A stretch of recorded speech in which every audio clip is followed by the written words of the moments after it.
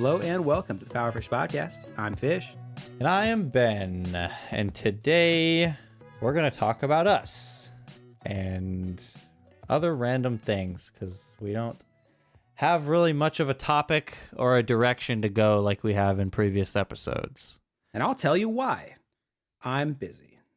Very busy. I have started a new job and it's a lot. It's been a lot. Longer hours than I've been used to working and kind of adjusting to that. And I'm So you're a part-time boy. I was a part-time boy, as lame as that is. I was doing that. Now I'm not a part-time boy no more, and I'm adjusting. And I did not have a lot of time. I take responsibility for not having the time, but yeah, no, not a lot of topics planned. And by not a lot of topics, I mean absolutely zero topics. There have been some interesting things that have gone down, especially in the realm of starting this new job that We're both new job havers. I've only had my job at FedEx for like 3 months, 4 months. I was gonna say you've been there for a minute or two. I mean, it's at least 3 minutes. We measure our months in like minutes. I don't really. It's like a couple months, 3 or 4 months, something like that. It just seems like a long time ago, but I guess. I mean, what wasn't a long time ago was the other day I came into work and I had to take a dump. Nice. That wasn't a long time ago. That was at least about 2 weeks ago. Okay. And there was a guy in the stall next to me. Don't know who it was, but I could hear what he was saying. And I was startled. I didn't know what to think. I went in, I dropped my drawers and sat down. And stall next to me, I just hear this guy say, "Drop it, drop it." I kind of panic. Like, was he talking to me? Like, what? And then he goes like, and I'm like, oh, I'm assuming he's trying to fucking drop a log, but why is he yelling, "Drop it, drop it"? And I think it's a guy that is mentally just I don't know what's up. He's normal kind of when you talk to him, but when you're not talking to him, he's always talking to himself. Interesting. With a gas mask on. He's a package handler. Oh. So like he works. He's the one who like grabs the packages and scans them off the belt and puts them in the back of the trucks. But every day he comes in, he has a gas mask on. Is there like, I'm assuming there's not like a reason for that? I don't know. Maybe he's just like PTSD COVID situation. I don't know. But the thing is, he's always talking to himself. Even through the gas mask, like you can hear the mumbles. I'm guessing it was that guy because I finished up my deuce quick after that, and I wasn't about to stick around for this guy to just yell another "drop it." Dude, no, I would not be into that. I would literally on the topic of deuces. The very next day, I left the station. I parked at a Casey's to get fuel. I walk into the Casey's, start heading towards the restrooms, and out of the women's restroom, this woman that looks like she's probably been homeless most of her life walks out of the women's restroom, and she didn't look like she was doing well. But I mean, it's a gas station. You know, those people they show up sometimes. So I didn't really think that much of it. So I walk past her. I go to the bathroom. I get like a soda and like a pizza slice or whatever. I walk up to the cash register, and this woman is the customer in front of me, and she's paying, and she paid in cash, but on the cash that she handed to the cashier was literal human shit on the bill. And I didn't realize this until after the woman had already paid and left, because she was actively paying as I walked behind her. And the cashier was like rejecting the money. Rightfully so. Yeah, as you do, yeah. As you would.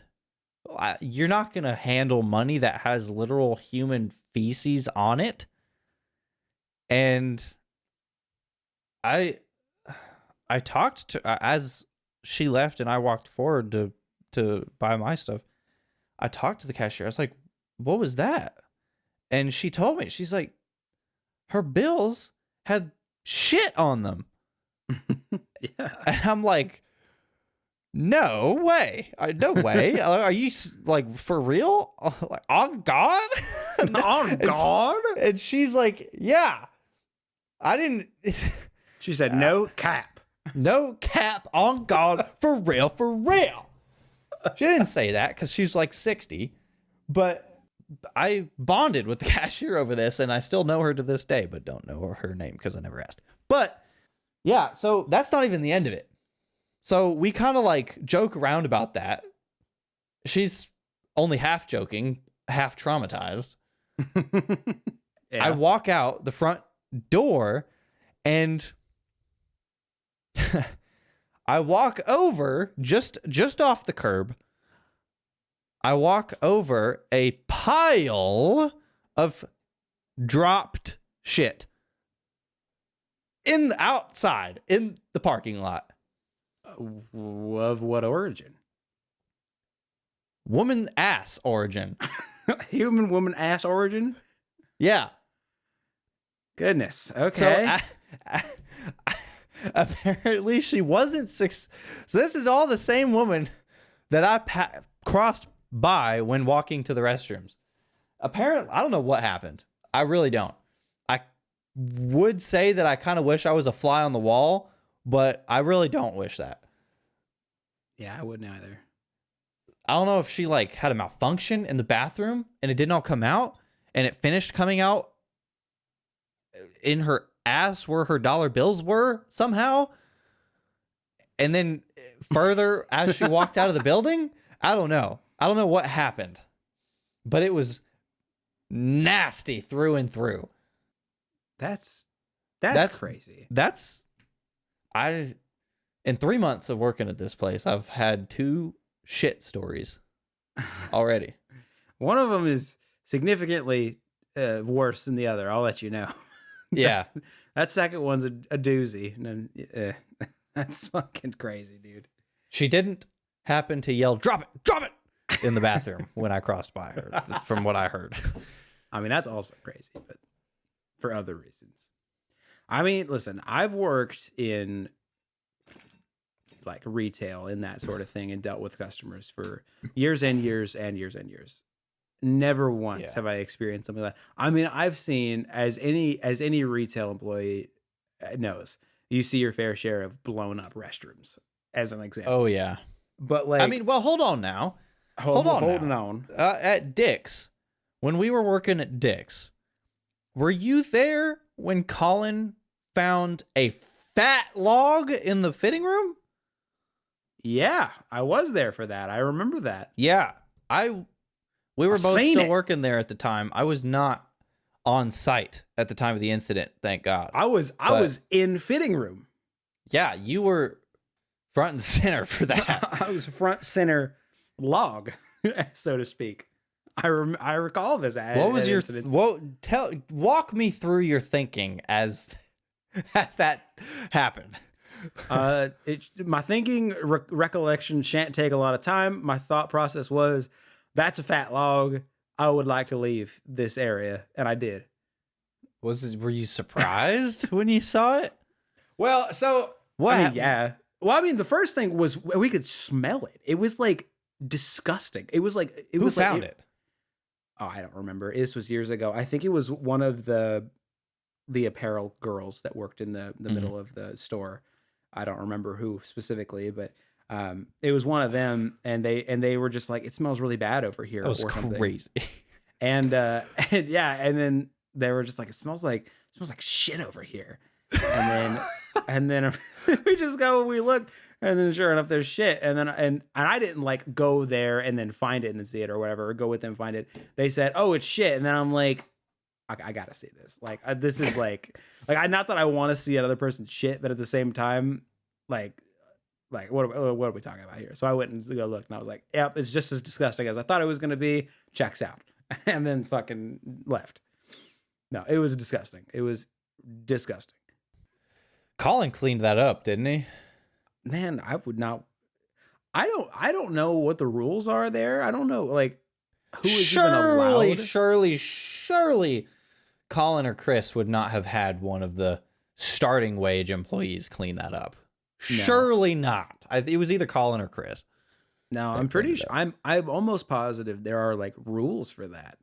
Like, I don't know. Like at least with a lot of places, you cannot make certain employees like clean up certain kinds of biohazards without certain kinds of protections or something. I don't know. That might be false. So that might have been the specific place I worked had those kind of protections. But yeah, there were rules about that. I mean, also, I think the place I worked also had a dedicated cleaning crew for that sort of thing. So that also might be that too. I remember that fitting room was closed for like 3 weeks.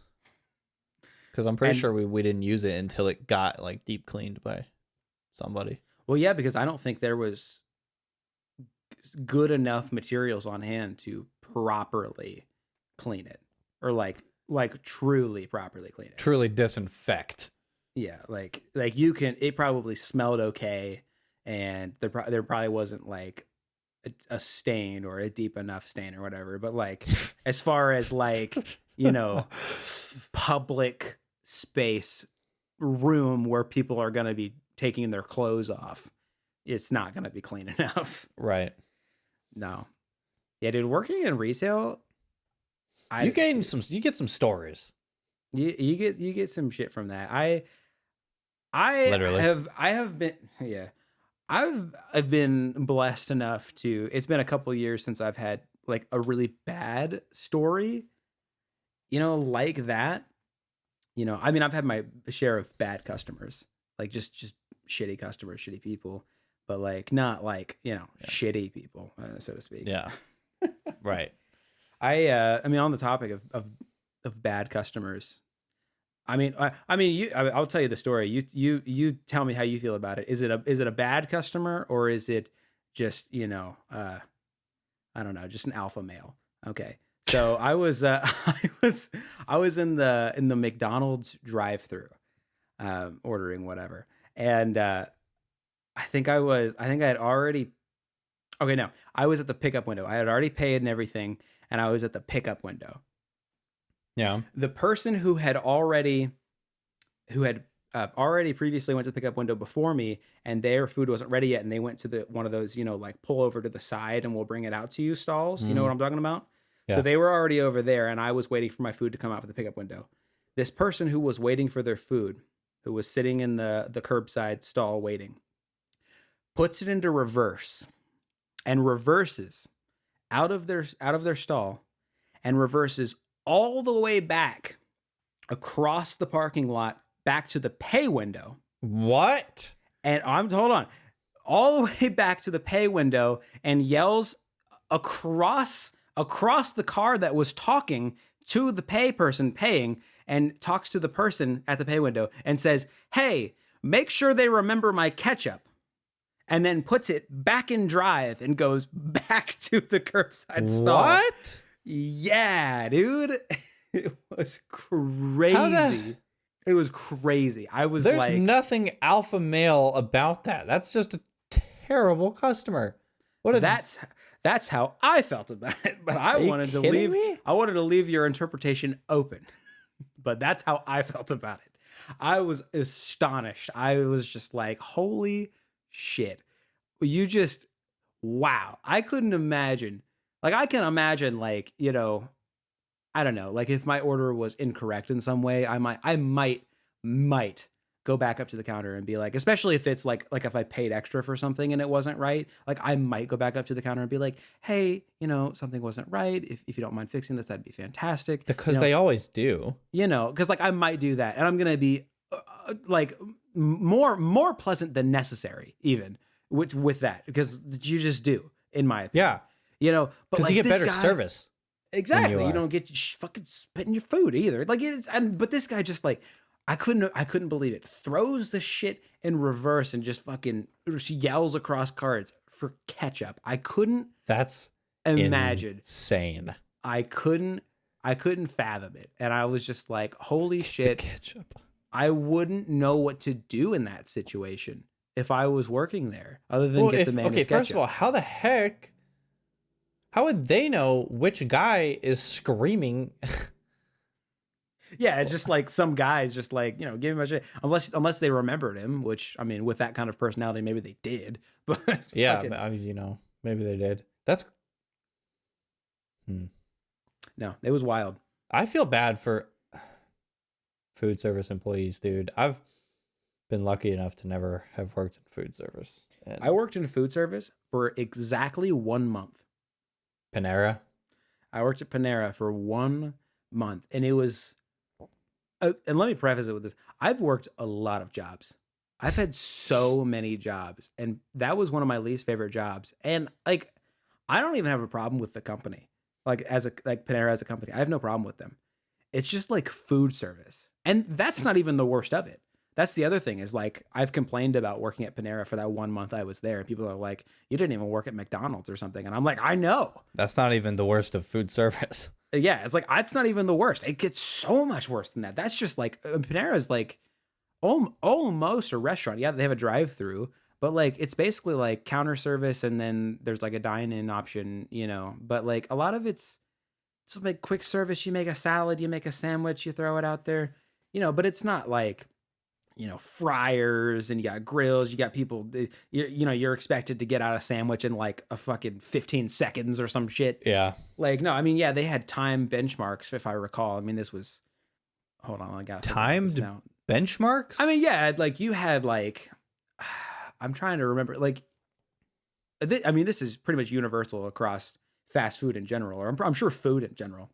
But like, yeah, when an order is placed, you have a certain amount of time that you should be getting that order complete in.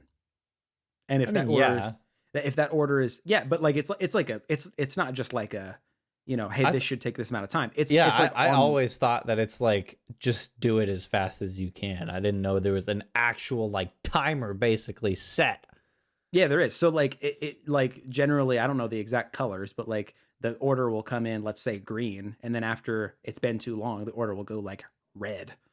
And then it's that means it's like an overdue order, and that means like high priority or something. Mm-hmm. And then that will be, if the business is tracking this, which I'm sure like most major chains are, that will be filed under a like past order or like an overdue order, and that will reflect negatively on either an individual person, or if they're working on it alone, or if it's like a team of people working, reflect negatively on the team or the location or whatever, as in like a order time ratio. I don't know. But yeah, no, that's like a thing. And it was a thing at Panera. It wasn't as big of a deal because I think a lot of people, I think it was more of a thing with drive-through people. Yeah. But like if you're, I don't go to Panera and think fast food.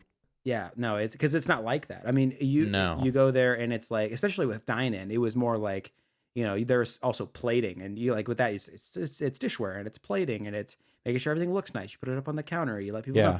But like with drive-through was a little bit like that. There was more people working drive-through, and you get people get the food moving a little bit faster with that. But with a lot of it, it was like in-house dining, and it's just it goes out when it goes out. Essentially, it's not as big of a deal. But no, I've seen those screens in the actual fast food places, and it's like, dude, you got to get that shit out quick, or it's, bro. Dude, that's one of the main reasons why I left my last job, is because so much of everything you did was based on deadlines. Yeah. I don't To some degree, I think deadlines are good, but I also think that they can be a big producer of stress. But for the undisciplined employee, I mean, you kind of need deadlines just so you can keep employees accountable. But Yeah, I've been thinking about that a lot about kind of a happiness at work because, like I said, I've got a new job now, and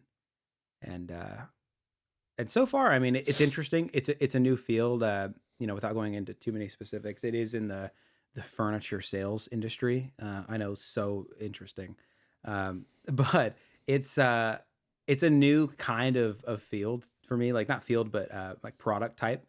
just like Um, your last one, you can't disclose it because of your sales nature.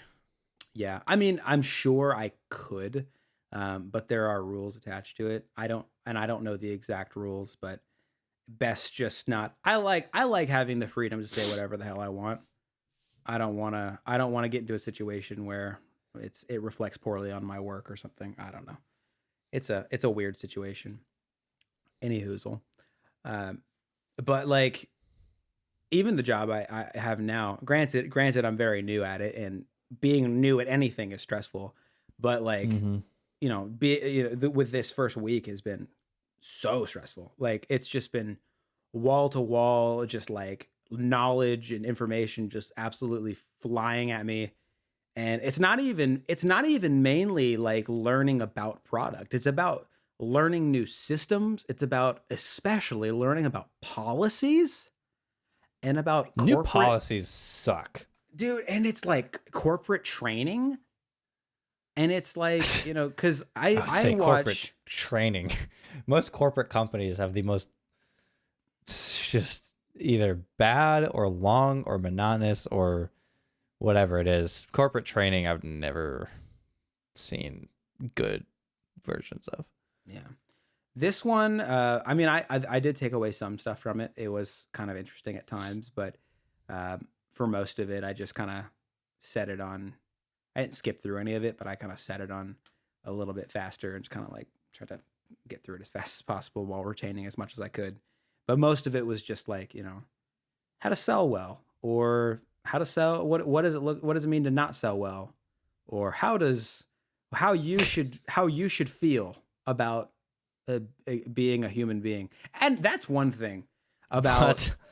But I was just about to say that's one thing about uh, corporations now and their training that really irks me. And maybe it's just the last like 2 or 3 jobs that I've had, but like every one of those jobs in their training, it's not just about telling you about the job. It's about telling you how you should live through your job, how you as an oh individual. yeah, You know the shit I'm talking about? dude, Dick's training tried to do that, Yep, and that's dude, that's one every of the. freaking training from a corporate company tries to do that. They try to like integrate themselves with your life.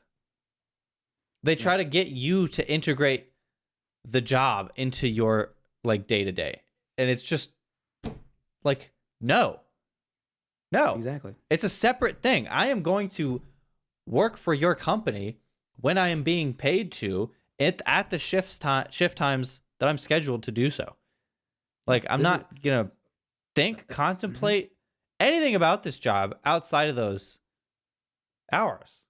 Yeah, this is the reason that I don't really like in a public setting like this, in like forums or online or on a podcast or whatever. This is the exact reason why I don't talk about the exact specifics of where I work, because whenever I do these trainings, they have you, generally speaking, sign a thing and it says I agree to live my life or something along those natures, or live. I have an online presence that reflects the values of the company. Now, the values, the core statement and the values of the company usually aren't nefarious, but at the same time, the last thing I want is to be, uh, I don't know, like uh, tailored or restricted on what I say just because Yeah. of my workplace. So I don't know, just best to not to. But yeah, no, every fucking training on these things is, this is how you should feel. This is our product. This is how you feel about the product. It is not, this is how you pitch the product. This is how you want the people to feel about the product. This is how you now feel about the product because this is how you believe. And I'm like, is it? Is that how I feel about this product? Because the product Usually that's just an instant turnoff for me to the product. dude, it's crazy. Like a lot of it was like protection plans and stuff. And I'll be honest, this place, the protection plan is honestly not that bad. It's one of the best protection plans I've seen as far as like furniture goes, which was surprising because when I think of like furniture protection plans, nothing good comes to mind. Yeah, that just sounds like a bad idea to me. Yeah, a waste of money. Yeah, this one actually really isn't too bad. There's got a lot of perks to it. So I actually just happen to feel not. They're already getting you. They're already getting me. But no, like before they even explained the benefits that I now know about this protection plan, they told me beforehand, you feel good about this. And I was just like, okay, cool. I suppose that's how it is now. You don't get a say. You don't get to say this is how you feel and this is how everybody else is going to feel. But anyway, yeah, no, that's irrelevant. That's just how I feel about the corporate side of that, and I don't like that. But new job, stressful, but at the same time, change is good. Yeah, that was one of the things that when we were training, or at least when I was training at Dick's, is they had you watch like a handful of corporate created videos of either animated terrible animations or cringy actors, and I had a direction with this. Yeah, nice. Would you like me to go a different direction with it? You know what the problem is? The problem is pizza. When I was driving. See, it's ruining everything. I can't even talk. It's ruining everything. The problem is pizza. When I was driving home today, I thought, you know what? It's a Saturday night. And you know what Saturday night means? It means it's Saturday night and I want to get a pizza. Nice. Which is most nights. So, yeah. You know what? I drove through the Little Caesars drive-through to get a pizza. And whoever opened the window to sell me this pizza had to have been no older than at least 1 year old, because they were like 3 foot tall. She looked like she was like, oh my God, maybe like 12 tops. And she seemed quite competent at her job. That's good. She did great customer service. Anyway, back to the main point. I got the pizza from the 12-year-old and I ate it. And you know what that does to you? It fills you with carbs, which causes so much brain fog, you can't think or speak. And that is my current state. That's good. Fog. Because I had a pizza.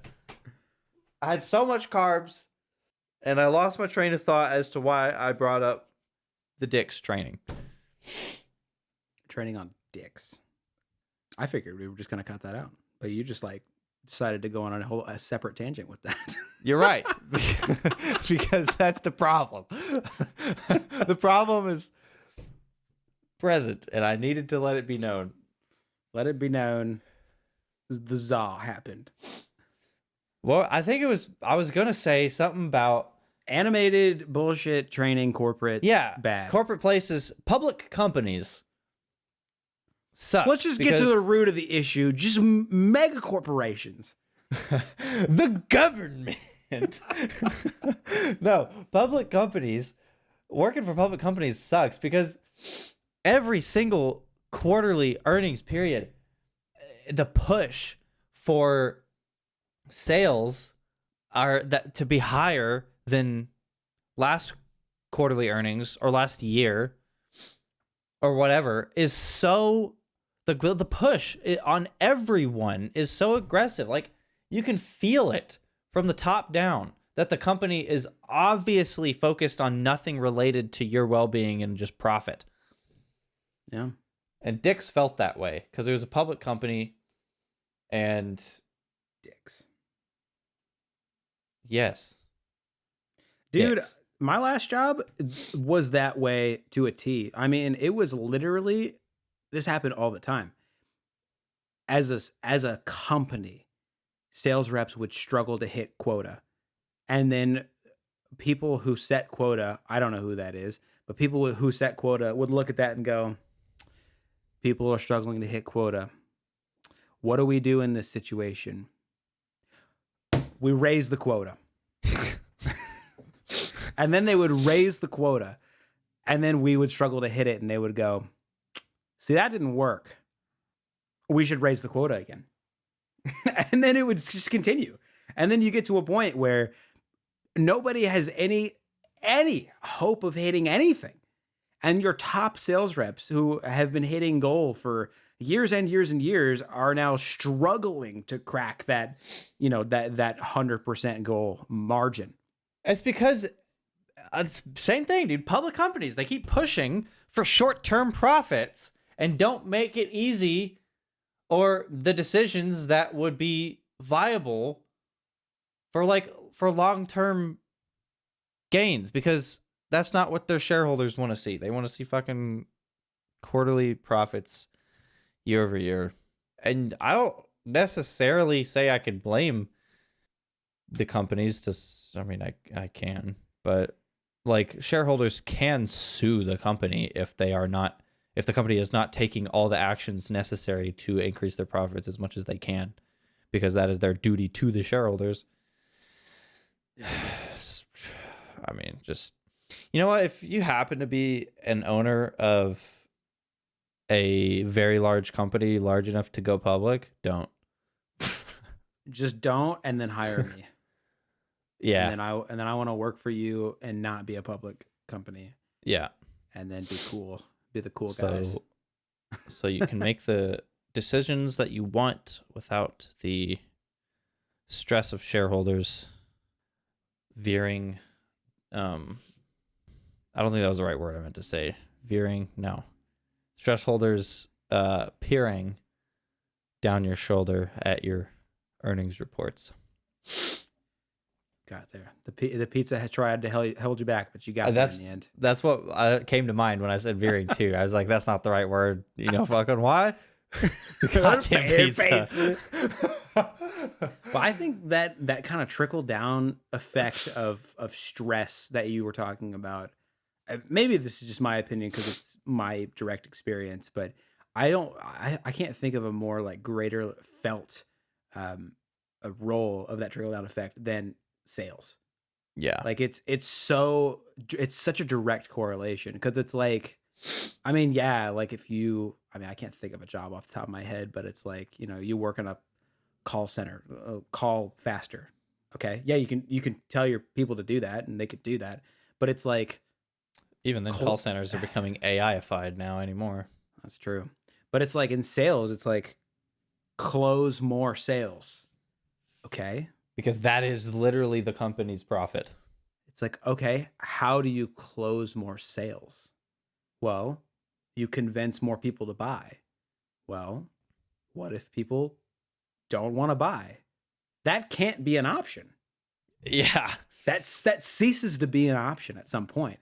And at my last job, that ceased to be an option 15 years ago, and it was, there's your quota, as unattainable as it is, hit it or discipline. And it was often missed by many people, and discipline was dealt by into many people. And that's just the way it was. And that was the way it continues to go. I'm hopeful with this new job that that's not the case so much.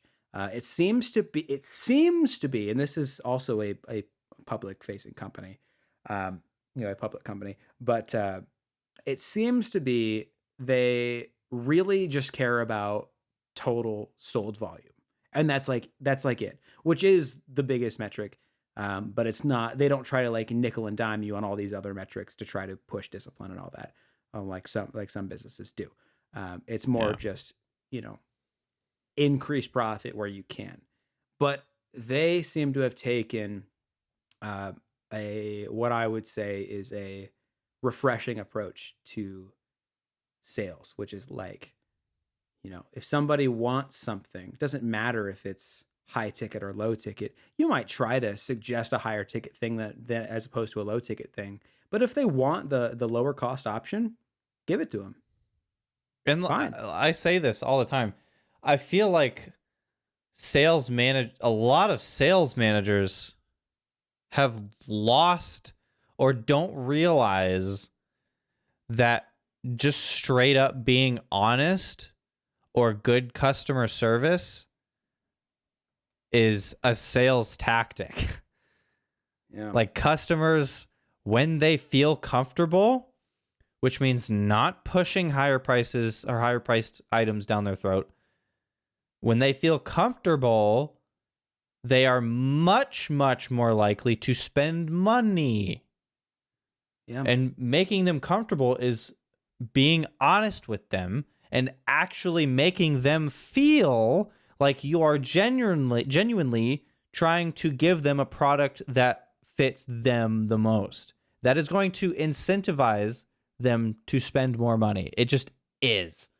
And I feel like sales managers don't understand that sometimes or all the time, because every person in sales, every sales manager that I've had doesn't accept that. They will only accept pitch everything to every customer every time because you don't know what they might want.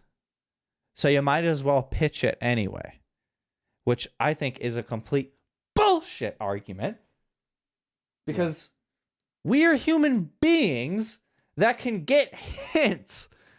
If grandma comes walking in with like her freaking with no bra and her shirt's falling apart and she doesn't have any pants because she can't afford them, you probably shouldn't pitch the highest priced item to her because you can tell based on cues because you're a good customer service representative.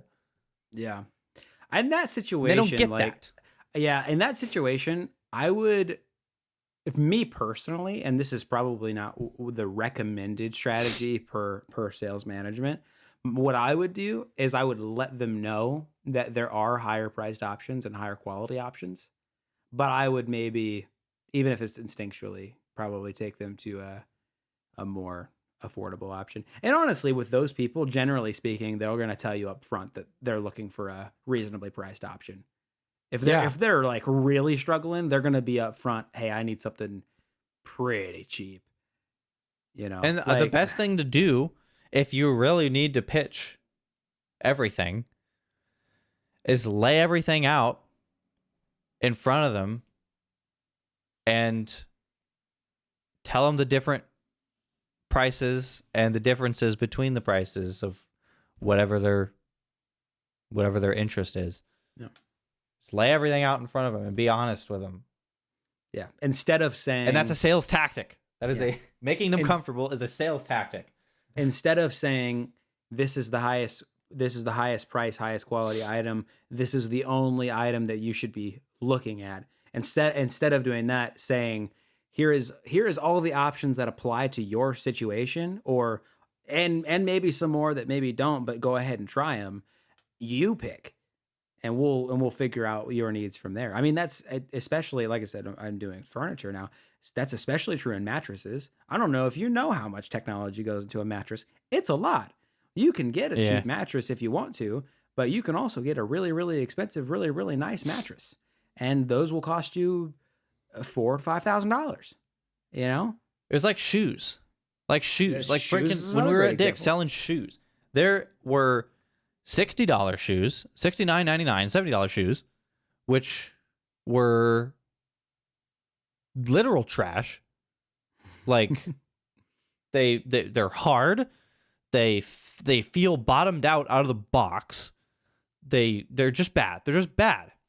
And every time someone came into Dick's, they were looking for Walmart shoe prices and immediately would gravitate to those.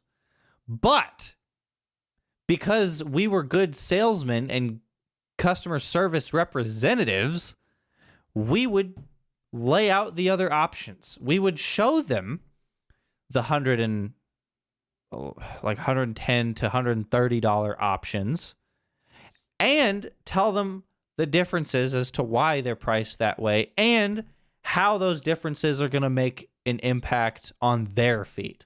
And I swear to God, 7 out of 10 times they would buy the more expensive option. Yeah. Because just laying it out and being honest with them is because it's a sales tactic. It just is. Instead of trying to just pitch the most expensive thing down their throat. Yeah. One of my favorite stories that, I mean, it's kind of a, it's not a bullshit story because it did happen, but it's one of my favorites to tell in a sales interview when I'm interviewing with a sales manager for a new job in a sales position. One of my favorite stories to tell is when I was working that job, I had somebody come in and they said, and they were one of those people, they were like, they didn't want to spend a lot on a shoe, but they also knew that they needed a good pair of shoes. They're like, listen, I'm on my feet, 12-hour shifts. I need a good pair of shoes, but you know, nurses would come in a lot, you know, and it was a lot like that. And yeah. I was like, listen, you know, I know you don't want to spend a lot of money. Here's the thing.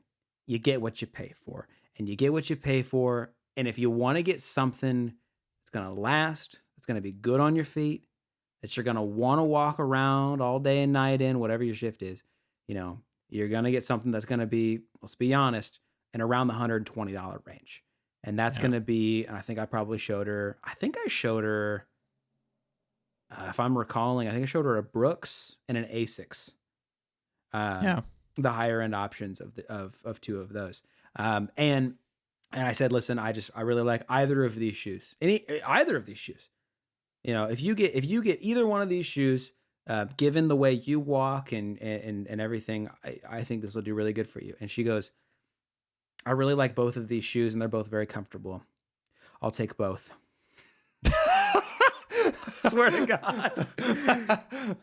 You've sold me on both of them. I'll have them both. But here's the thing. Here's the thing.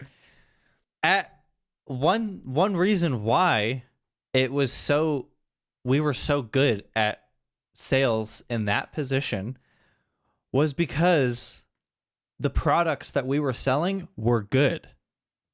Yeah. And they were worth the money. I can't sell a product that like no matter how hard I try to be convincing, if I don't believe the product is a good value, I'm not gonna pretend like it is. I just can't.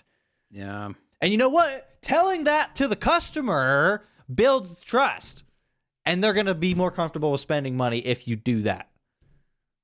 Yeah. But you can't do that. In a sales environment, you can't. And that's bullshit. Actually, so my sales manager actually had a conversation with me the other day, and the way he thought about like credibility and trust, he framed it in a way that I actually kind of found a little bit interesting. He framed it like a meter.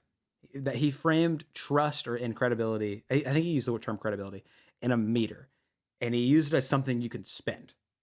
And it was very odd, but it was interesting. It was interesting. Trust in the way of just as a currency.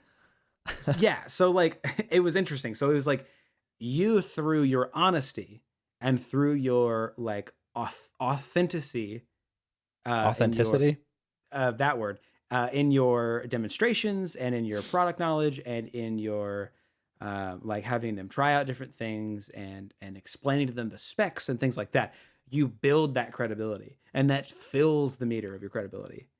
You can then spend the credibility to hard close versus soft close. A soft close is an example of something like, you know, oh, you want me to go check to see if that's in stock? That's a soft close. Hard close is, let's go ring that up. That's a hard close. But a hard close spends more credibility. And if you haven't built up credibility, you don't have enough credibility to hard close. It was an interesting way to look at it. I don't know if I like necessarily agree with that, or if I'm going to use that as a strategy or as a like mental process for measuring credibility in a sale. But it was an interesting thought on like, honestly, psychology in a way. Yeah, that is I think it is true that if you build up trust, they are more likely to comply if you were to do a hard close. Like if you didn't do any sort of trust building measure, whether that be just giving them information or even just small talk. Actually, that's a pretty big trust building thing with customers sometimes, especially if you can find things that you have in common. I've been doing sales for years and years and years, and I like to consider myself a fairly decent salesman. I don't like small talk with customers very much as like a tactic. I've never liked it. Um, I don't mind talking to people because I mean, if you hate talking to people, you're going to be bad at sales. You're not Yeah, going to thrive in sales at all. I don't mind right. talking to people, but like so many salesmen view small talk strictly through the lens of sales strategy, and I don't know. I just like can't do that. It makes me feel off. Like I get nervous because I feel like I'm being disingenuous, and it's Well, that's off the putting to me. thing. I it I can do it and be genuine because I can do it regardless of my job or intent. I've done it with FedEx, like just delivering to someone's house and they walk out the door and come take the package. I on numerous occasion have just immediately small talked and found the similarities between me and the customer because that makes them feel significantly more comfortable and more in a what's the word I'm looking for? They feel you are similar to them, and that is good. Not only just in life, because you want to have people that you know you want to have connections, you want to be able to network. But I think I'm able to do that in sales. Like when I was, I don't when I do it in sales, I don't think of it as a tactic, even though it most certainly is. Yeah. I think of it as me doing it because I do that anyway. And I think that's probably the best strategy to do it. I was just never good at it because I know in the background, like that's the expectation, at least set forth by management, is that's how it should be done or Yeah. something. I don't know. It's off putting to me, especially with my last job. It was very much like you know, how did you small talk well? Did you small talk good? Did small talk good you?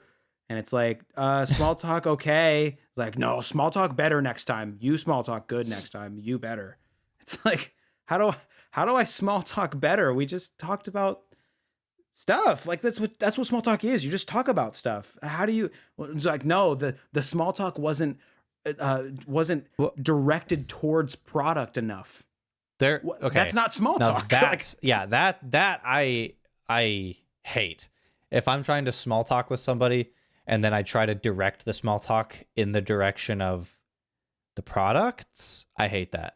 Hate okay, it. so that's what I'm talking about. That's what makes me nervous. So to give you a specific example, my last job, tech sales, also there was that TV subscription that we would have to sell, and which is just a ugh bad product. Anyway, regardless, so that was part of it. Was you have to find a way to small talk into TV. So like they would literally say, you go into the back room and they would go, okay, so how are you going to talk about TV so we can close on a TV sale? You're like, let's talk about TV. How are you going to talk about TV? You know what you should do? They get like, here's my suggestion to you. What you should do is you should ask them about last night's game. And I'm like, I don't watch sports. And they go, okay, that's fine. You could start watching sports.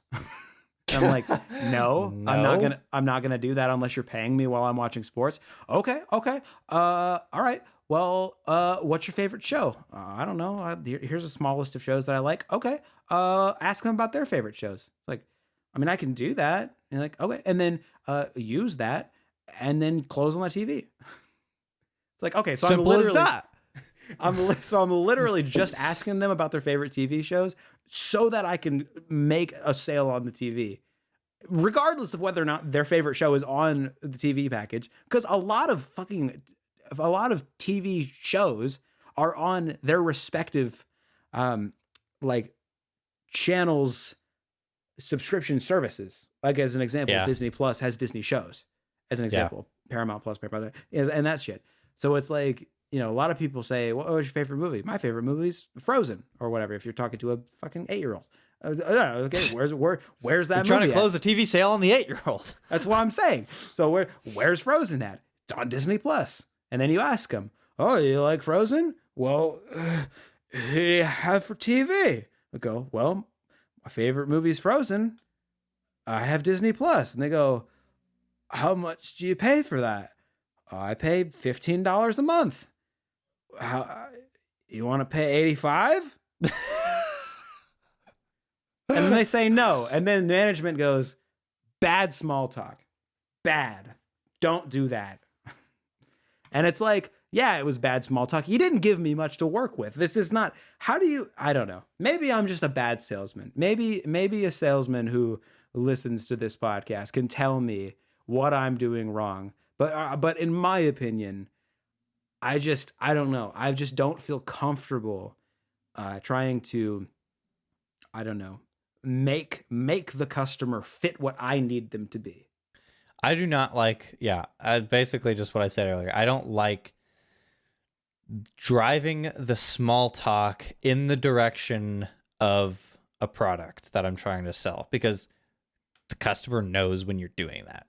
It's just plain and simple. The customer knows when you're doing that, and then that just loses credibility. Yeah. Like the customer knows when you're small talking them to get a sale. Like they can tell. They're human. They can tell. And I don't think I think maybe it has its place in some scenarios, but I don't think it's a good idea. I think small talking to find similarities with the customer and make them feel comfortable as if they know you and feel like they are similar to you. Like if you have the same, no, I don't watch sports either, but if you have the same like favorite football team or whatever, or if you both play golf, or if you both watch the same TV show, just stupid shit like that can make a customer feel so connected to you for some reason and comfortable. And then that's when they spend money.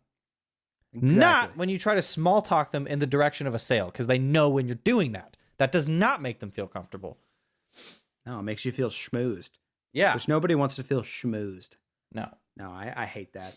And I know maybe this is just because I've been doing sales for years, but I also just think it's because people pick up on it. Like you said, when I walk into a store, I pick up on it immediately. I mean, you and I have been into stores together many, many times, and salesmen come up and they like, "Hey, how's it going, guys? What do you look?" And we're just like, "No, we're gonna not do that today." Yeah, why don't you try to make him sound like more of a pedophile? Listen, we're over 18. We're it's not a pedophile. It's just weird. All right, it's fine. No, that's what they are like in my head. Okay, when they when they like try to invade my space with their salesness. Okay. Honestly, yeah, me too. That's a part, you described it. When a salesman tries to sales me, they do sound like that in my head, and I hate it because that's the way they're portraying themselves to me. Yeah.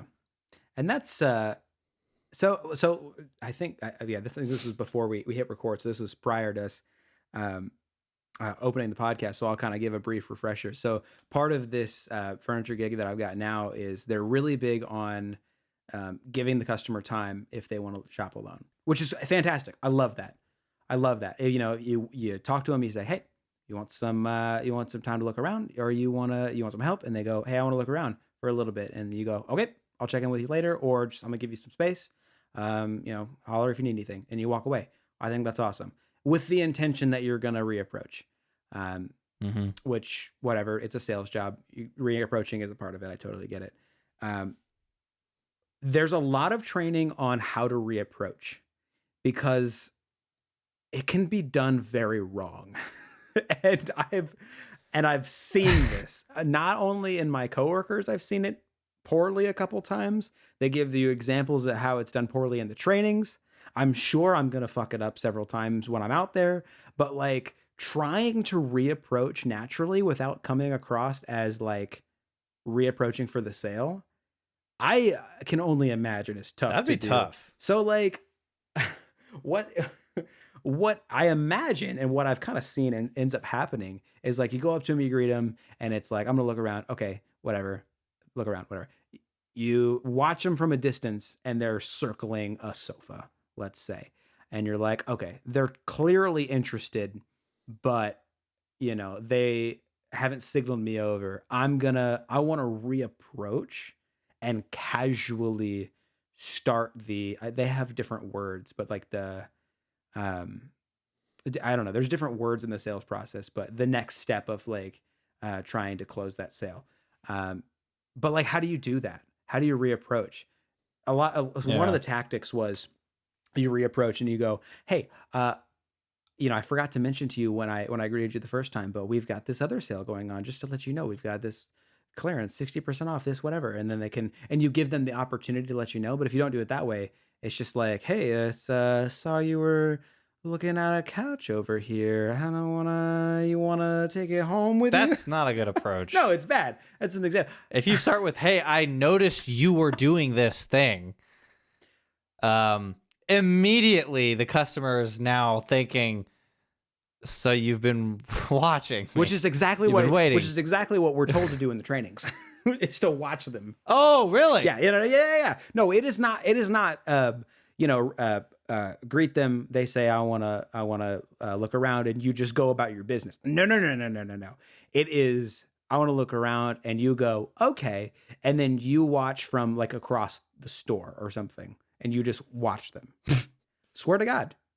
And you just watch them, and you don't have to like eyes glued or anything, but it's like, I think keeping a sense out for what they're doing is fine, but I think going up to them and opening the reapproach with, I noticed you were, I don't think that's a very good way to reopen the approach. Yeah, I agree. That was all, but also that I notice was one of, not the way I did it. That was an exaggerated bad one.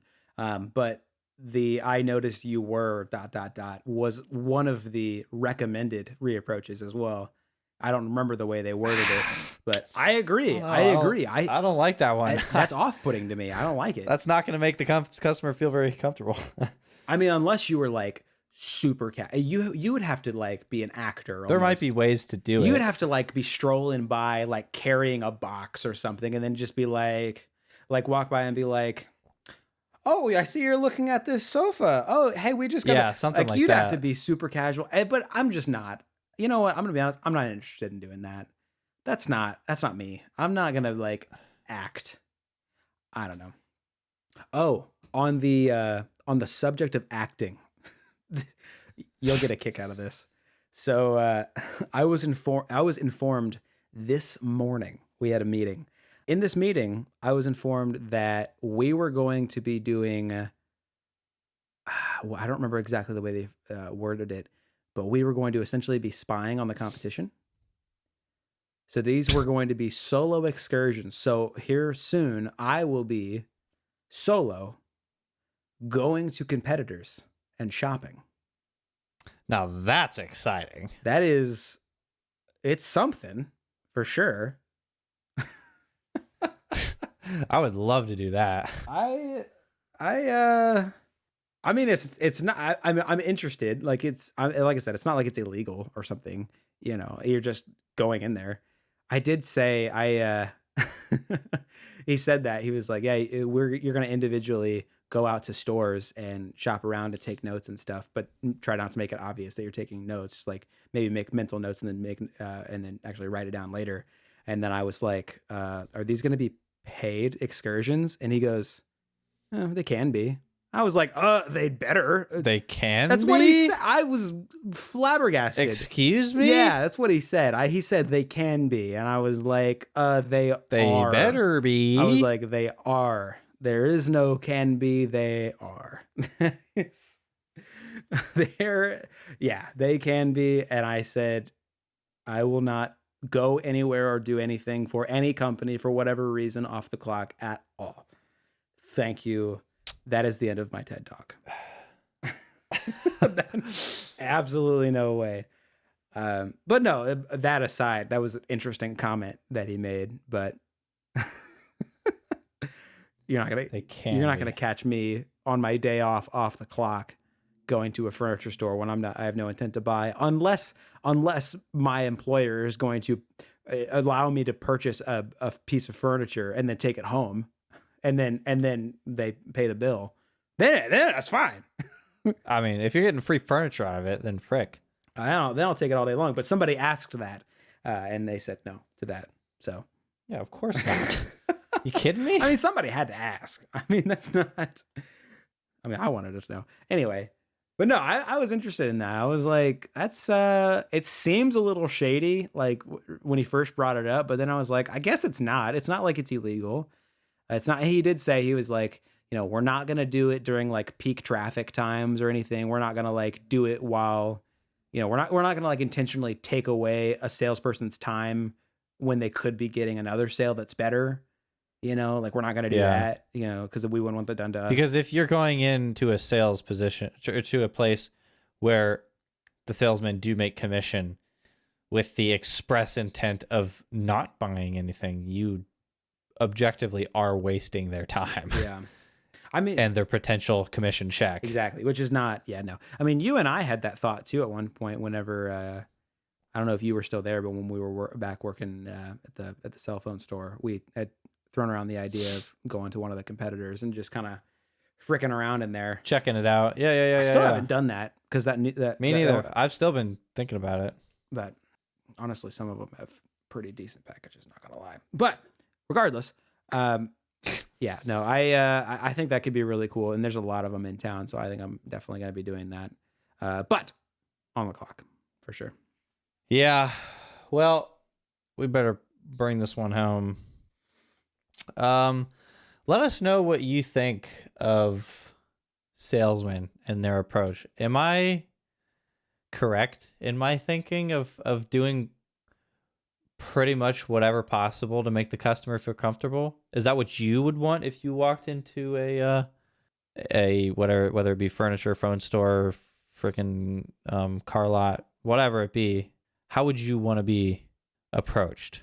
More structured and pitchy, like how I think most sales managers want you to be, or more casual and honest, how I think is best? And then also, do you have a best experience with a salesperson, and then also a worst experience with a salesperson? Because I have definitely had best and worst experiences, and those can be pretty funny. So I would love to hear some of those for sure.